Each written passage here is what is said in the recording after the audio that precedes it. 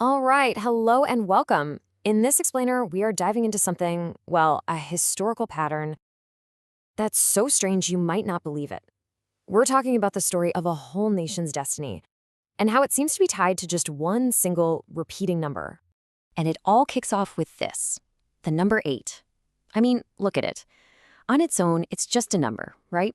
But for one particular nation in Europe, this digit, well, it has this uncanny habit of popping up at the most critical, game-changing moments in its history.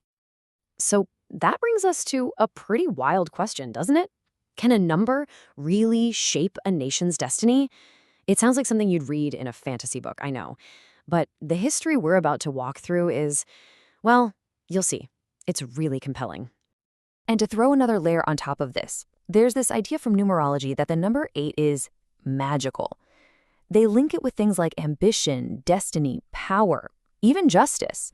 Now, look, whether you're into that kind of thing or not, it's a pretty fascinating way to look at the story we're about to uncover. Okay, let's just get right into it. We're going to trace this bizarre pattern and see exactly how these so-called Fateful Eights have shown up during the most dramatic twists and turns in the history of Slovakia. And boom, here it is, just laid out on a simple timeline. Just take a look at these years. We're going from 868 all the way to 1988, and what you're seeing are some of the most critical turning points in Slovak history. We're talking moments of creation, revolution, triumph, and tragedy. And they all land on a year ending in 8. It's just an incredible sequence when you see it like this. So where do we begin? Let's start with the nation's ancient roots, and for that, we have to go way, way back to the 9th century. Okay, so the pattern really kicks off right here. Around the year 828, you have the very first Christian church in the area being consecrated in a place called Nitra. That's a huge foundational moment. Fast forward just a bit to 868, and something even more monumental happens. The Slovak language gets recognized as an official liturgical language. I mean, think about that. It was only the fourth language in the entire world to get that status. So you've got these two massive defining cultural moments, and yep, both in years ending in 8. All right, now let's take a huge leap forward. A full millennium, in fact. And guess what? The pattern comes roaring back. The year is 1848, famously known as the Spring of Nations. You've got this wave of revolution just sweeping across Europe, and the Slovak people, they were right in the thick of it. This year was a genuine national awakening for them. You had leaders standing up and spelling out the demands of the Slovak nation. This was a huge call for their own language rights, for representation, for autonomy. They even formed the Slovak National Council.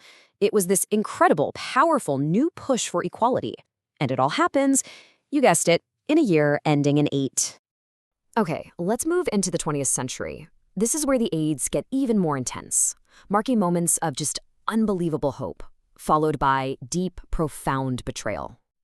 So picture this. It's 1918. The Great War is finally ending. The old Austro-Hungarian Empire is crumbling. And out of the ashes comes this moment of pure triumph. Slovakia joins with the Czechs, and they create the brand new Czechoslovak Republic. I mean, for the first time, they have a modern, independent state. It's a whole new nation filled with so much hope.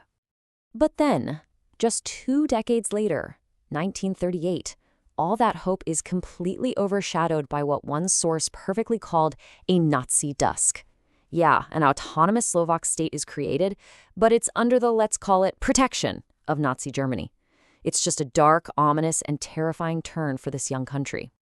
All right, now after World War II, the pattern just keeps on going, and it brings us to 2 of the most traumatic and defining decades in the nation's entire history. And both of them, of course, end in the number 8. Let's start with February 1948. Any hope, any struggle for free and open development was just crushed. The Communist Party seized complete power. The country was immediately pointed towards Stalinist-style rule, and that kicked off a really dark period of repression. And the terror that came next, it didn't discriminate. The regime set up these staged show trials, and they went after everyone. You can see it right here. The victims came from all over the political map. Communists who had fallen out of favor, Democrats, nationalists, they were all purged. Absolutely no one was safe.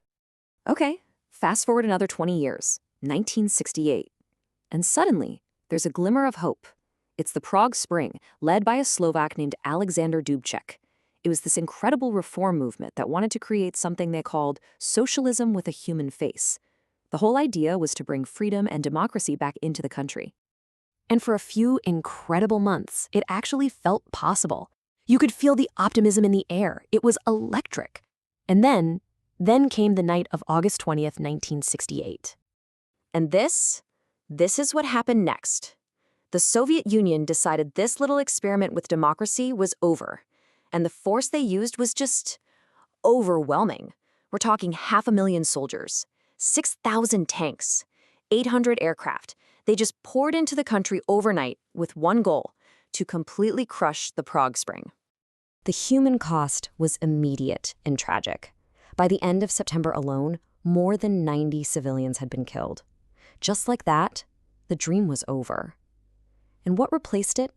2 decades of hardline Soviet control, a period that was grimly known as normalization. Which brings us to the final 8 on our timeline. And this one's a little different. It didn't bring an invasion or a crackdown. Instead, it brought the very first cracks in that iron wall. So, on March 25th, 1988, something really changed. In the city of Bratislava, people held a peaceful candlelight vigil. And yeah, the police came and suppressed it, but it didn't matter. It broke decades of silence and fear. It was the spark. That one act of courage helped light the way for the Velvet Revolution just 1 year later, which, incredibly, peacefully overthrew the communist government.